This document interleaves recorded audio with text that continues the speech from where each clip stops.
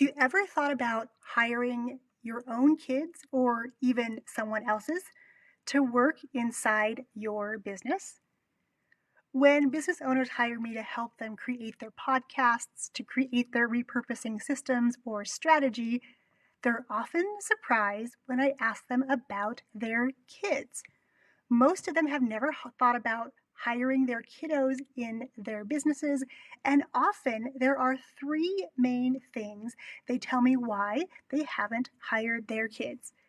Now, today on the podcast, we're going to dive into three reasons why kids are often the most overlooked asset inside any business, and how including your kiddos, or again, someone else's if you don't have kiddos at home at the moment, how helping them and training them is really all about training up and raising the next generation of entrepreneurs.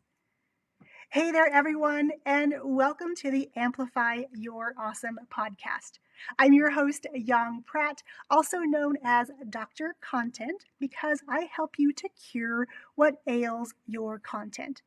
Whether you're just starting out with content creation in your business or you're looking to scale your content and repurposing efforts, I can help you by offering up a diagnosis and a customized prescriptive plan to ensure that your content supports your business. Because if your content isn't supporting your business, then you're wasting your time creating it.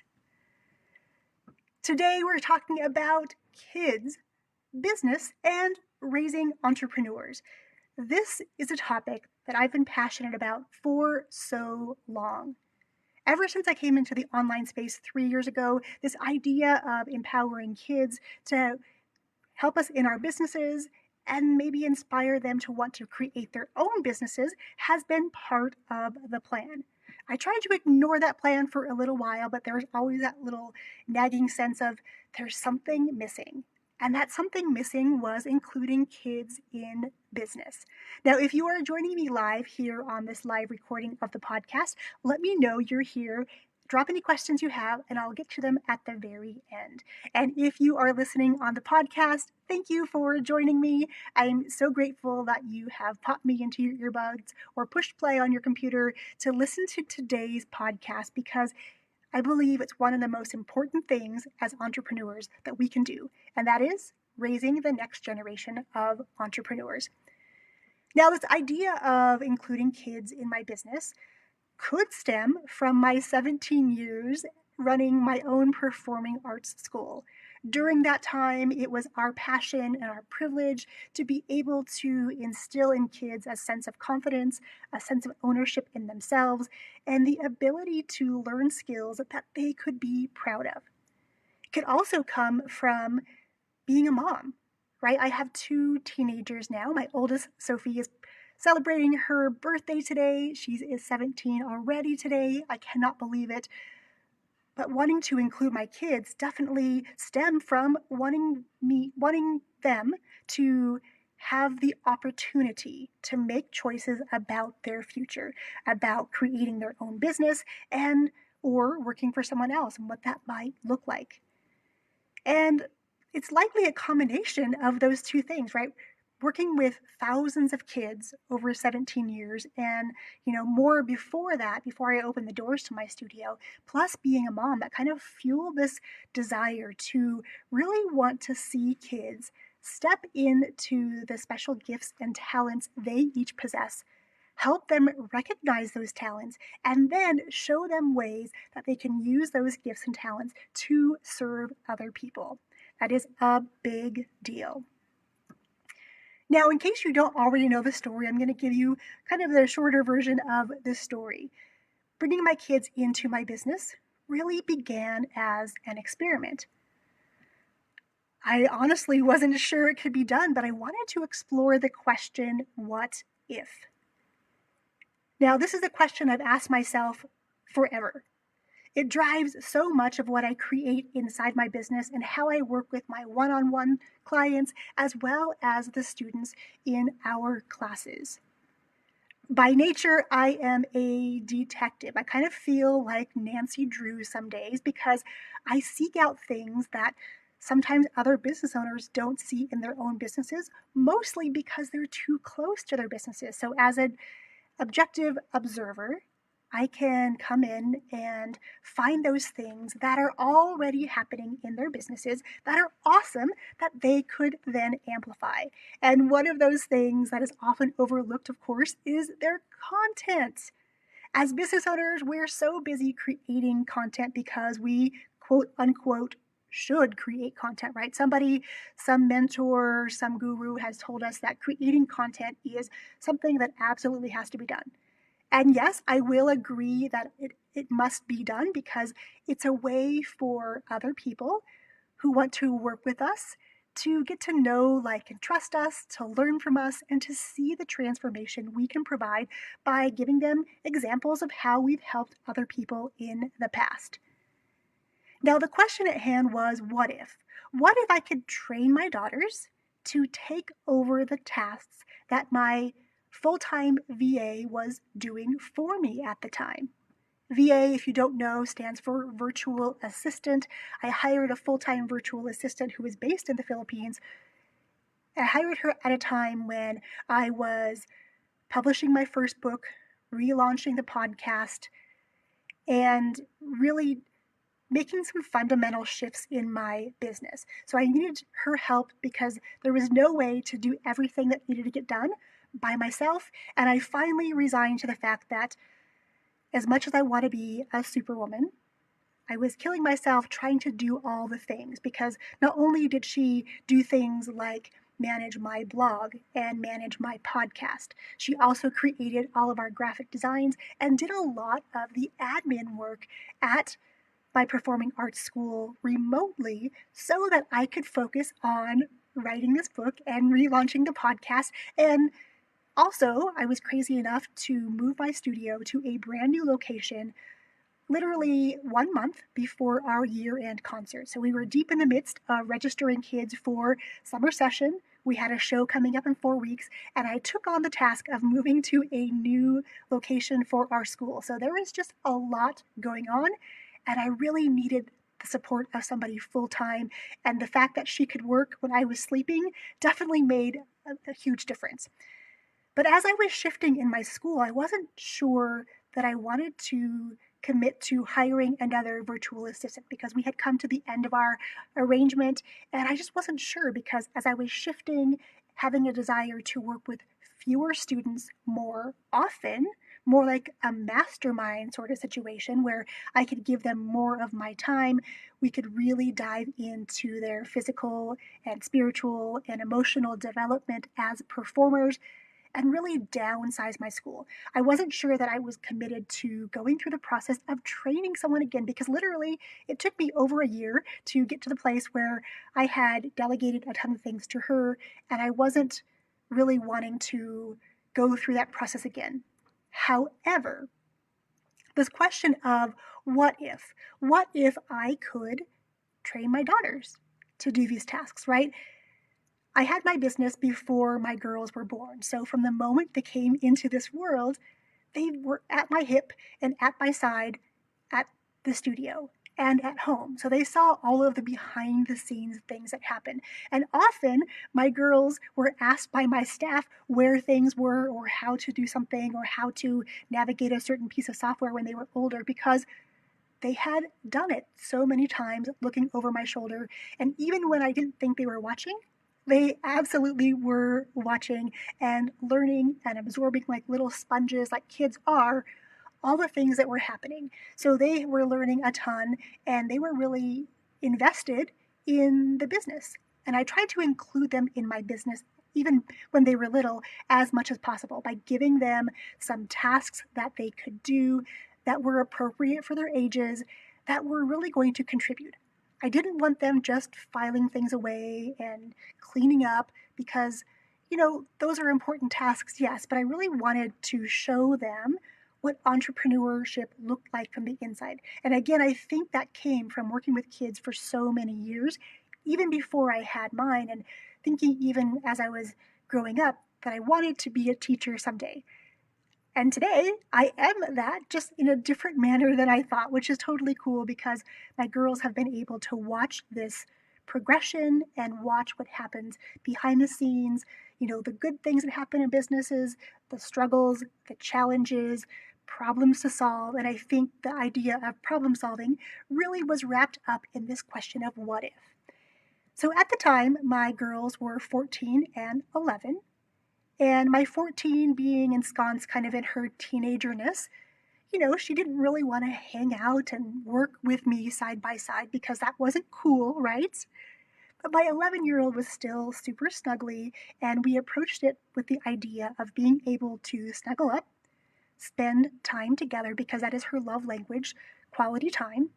We would snuggle up with two computers or two laptops, one on each of our laps, and dive into things like creating graphics.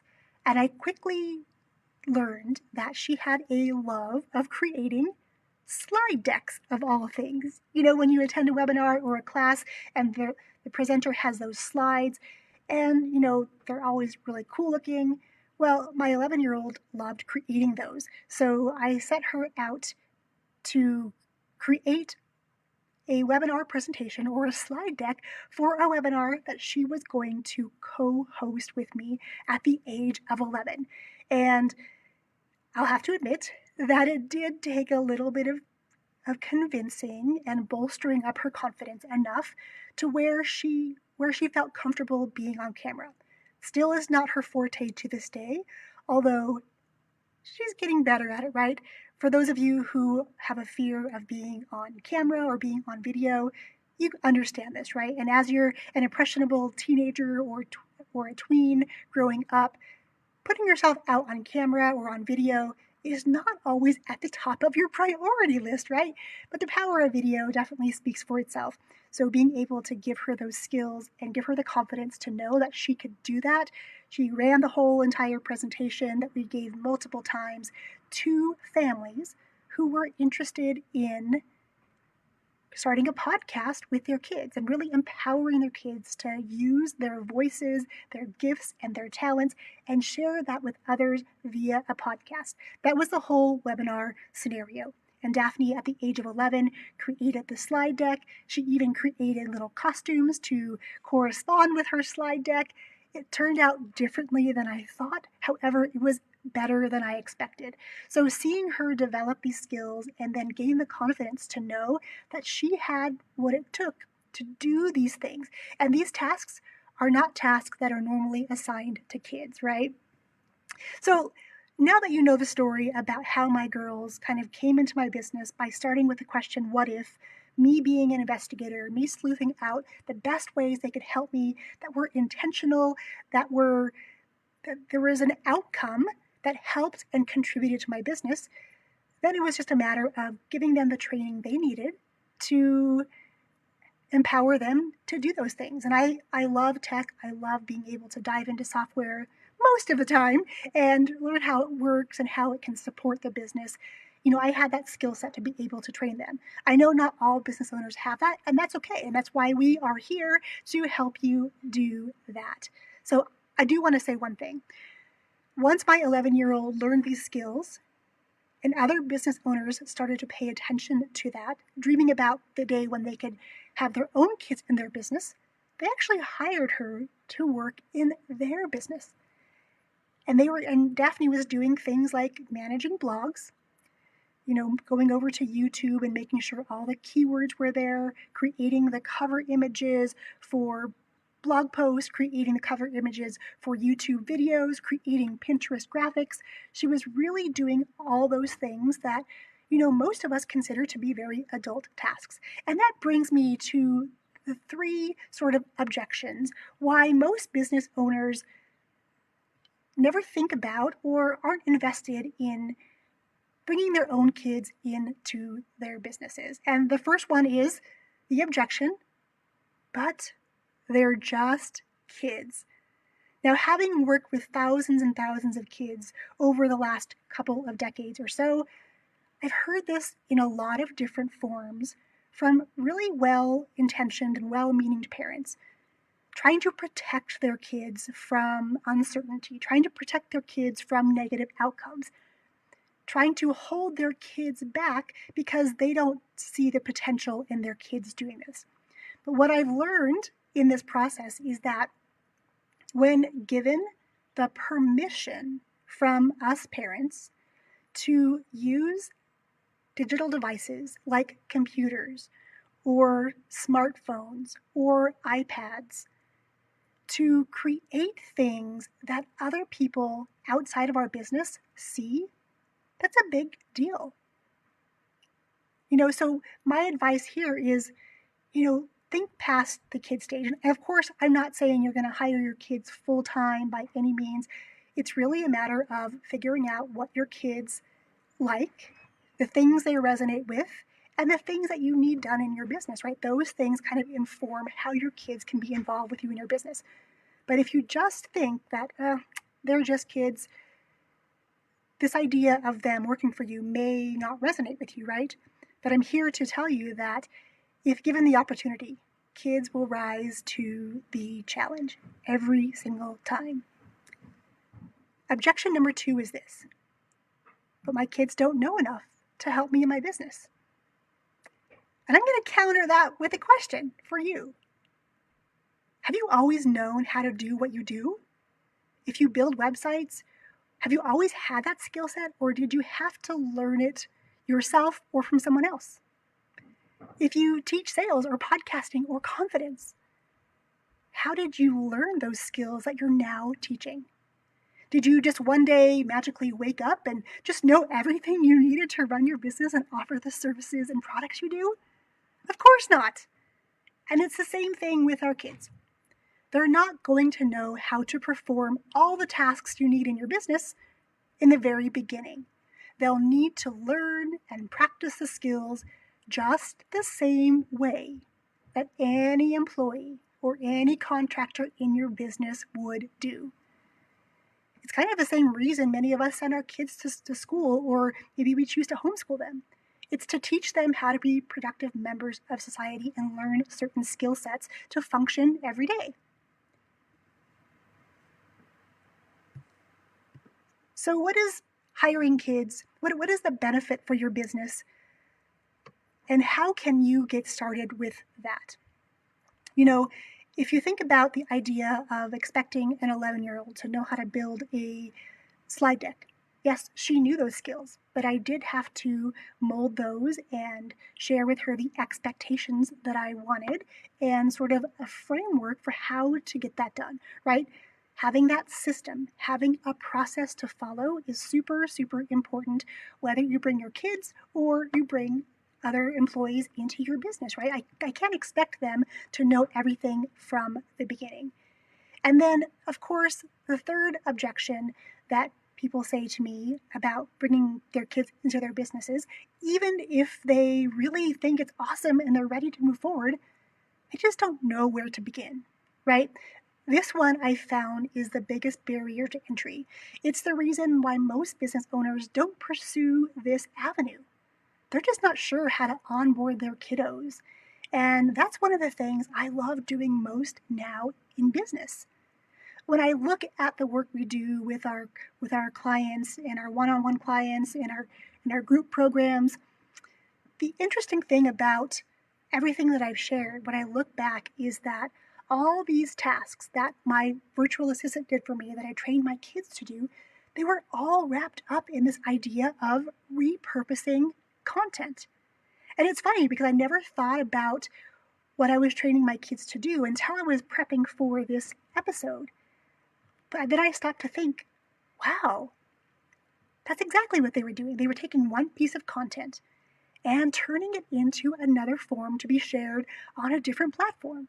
For example, they were taking my podcast audio and putting it into my podcast host to be distributed on various platforms, right? Repurposing it. One piece of content distributed on different platforms, right? Trying to get as many people to be able to hear the message as possible.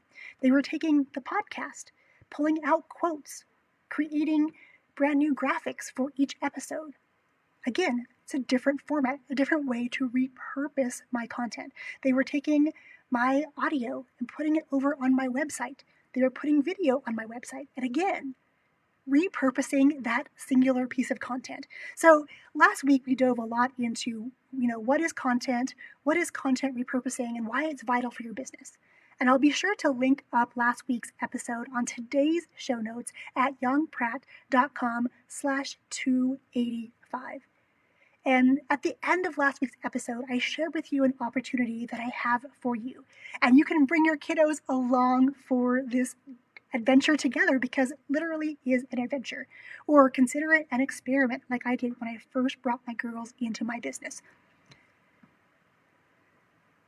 If you're looking to repurpose your content, or if you're looking to start creating content with the express intention of repurposing it to reach more people, to make a bigger impact, to ensure that your content gets maximum eyeballs on it, then it's time to learn to repurpose it in a workshop that I have coming up for you called the Content Repurposing Quickstart.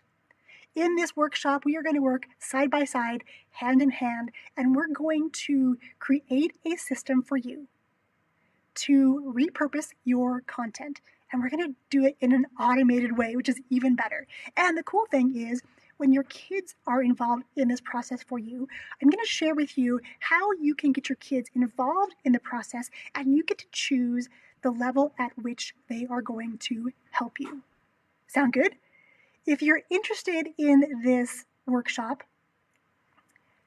put the word workshop below, and I'm going to reach out to you personally with how you can save your seat, because I know this workshop is something that tons of people have asked me about. How do I start repurposing? Or maybe they have a repurposing system in place. How do I scale it? There's tools out there that I use and recommend that you can create a lot of content that you can repurpose.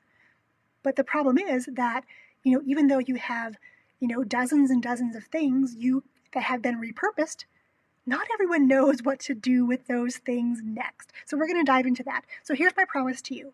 At the end of the workshop, we're going to take at least one video or at least one audio that you already have created and turn it into another form, at least one other, and likely a handful or more, depending on how many people are there and how deep we want to dive into it with your questions. We're going to turn one thing into another. So at least you're going to have one piece of content that's going to be doubled. And again, likely more than that. And then we're going to show you how you can take that repurposed content and share it right away, because we want to take action on what we are learning. It's not about learning, the high level strategy. We are going to talk about that. But the whole intention of this workshop is to get you going fast. It's called Quickstart for a reason. We're going to jump in together. We're going to be quickly setting up some software to help us do that, and your kids can be instrumental in this particular step, because even though it is not very techy, if tech is something that's held you back in business, your kiddos are digital natives. They're going to be able to hop into the software and do it quickly for you. And it can be a way that they can impact your business really positively in a very fast way. And if your content currently is mostly text-based, I'm also going to show you how you can turn that text into video or audio quickly so that you can repurpose it, right? So no matter where you're starting with text, audio, or video, we're going to turn one form of content. We're going to wave our magic wand, and that magic wand includes a piece of awesome software that I love to death, and we're going to transform it into another type of content. Sound good?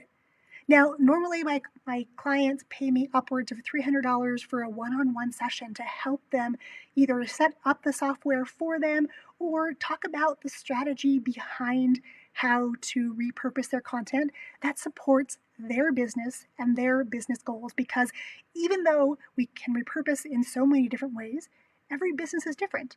And the way that you repurpose your content may look a little different than how somebody else does it. So this workshop is for you. If you are starting your content creation journey and you want to create a repurposing system to maximize your content to its fullest. This workshop is also for you if you are currently repurposing maybe a little bit of your content, but you're looking to scale that and really go for maximum impact with your content. This workshop is for you. Again, to save your seat, all you have to do is type the word workshop down below.